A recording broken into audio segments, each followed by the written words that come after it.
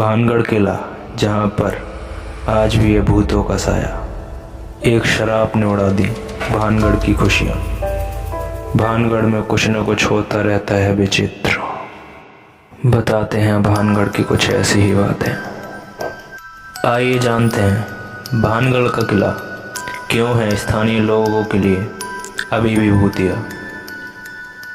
भानगढ़ का किला भारत के सबसे भूतिया स्थान के नाम से जाना जाता है और यह किला तभी शायद सबसे अनसुलझा रहस्य बना हुआ है। रहस्यमय होने की वजह से यह जगह कई लोगों का ध्यान अपनी ओर खींचती है। यहाँ की भूतिया कहानियों के कारण काफ़ी टूरिस्ट इसे अपने ट्रैवलिंग लिस्ट में ज़रूर रखते हैं। इस जगह को लेकर कुछ जिज्ञासु यात्री यहाँ मौज मस्ती करने आते हैं तो कुछ निराश होकर लौट जाते हैं, तो कुछ इन कहानियों में रहस्य में डूब जाते हैं। और आप भी इन यात्रियों में से हैं तो इस किले में घूमने का प्लान ज़रूर बनाएं। अधिकांश लोगों का मानना है कि भानगढ़ किला भूतिया है और इसके अनेकों किस्से सुनने को मिल जाते हैं और इनके अनेकों किस्सों की वजह से लाखों लोग यहाँ घूमने की इच्छा रखते हैं। सूर्यास्त के बाद किले में प्रवेश करना बहादुरी और बेवकूफ़ी का काम है, क्योंकि इसे पैरानॉर्मल एक्टिविटी का केंद्र माना जाता है। यही वजह है कि आर्कियोलॉजिकल सर्वे ऑफ इंडिया ने रात को यहाँ जाना बैन किया है। स्थानीय लोगों की मनपसंद कहानी है लोकप्रिय सम्राट माधो सिंह की, जिन्होंने गुरु बालूनाथ की स्वीकृति प्राप्त करने के बाद शहर का निर्माण किया था। वे एक तपस्वी थे जिन्हें ध्यान में रहना बेहद पसंद था। संत ने अपनी स्वीकृति इस शर्त पर दी कि महल की छाया उनके प्रार्थना स्थल पर नहीं पड़नी चाहिए। अगर ऐसा हुआ तो महल तहस महस हो जाएगा।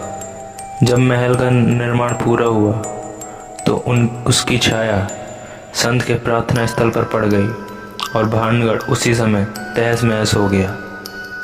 संत के क्रोध को झेलने के बाद भानगढ़ तुरंत एक शापित शहर में बदल गया और इसे फिर से नहीं बसाया जा सका, क्योंकि इसमें कोई भी संरचना कभी भी जीवित नहीं रही।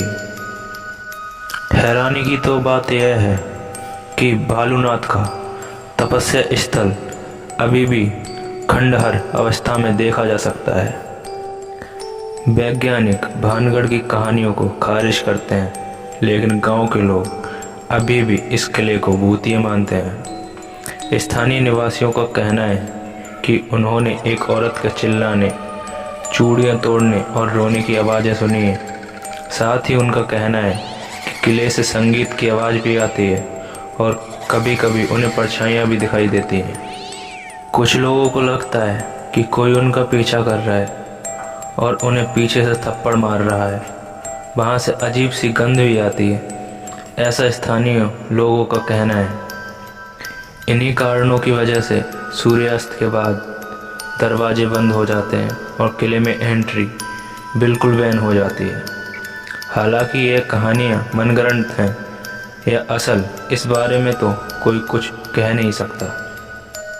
भानगढ़ फोर्ट, जिसे भानगढ़ का किला कहा जाता है, दिल्ली से लगभग 300 किलोमीटर दूर है।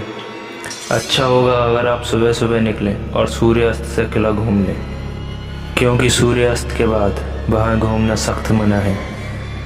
यहाँ जाते समय रास्ते में कोई रेस्टोरेंट वगैरह नहीं होता है, तो अपने खाने पीने का सामान साथ लेकर जाएं। भानगढ़ का किला सुबह 6 बजे खुल जाता है और शाम को 6 बजे बंद हो जाता है। अक्टूबर से फरवरी के बीच भानगढ़ जाना अच्छा होगा, क्योंकि इस समय मौसम थोड़ा ठंडा रहता है।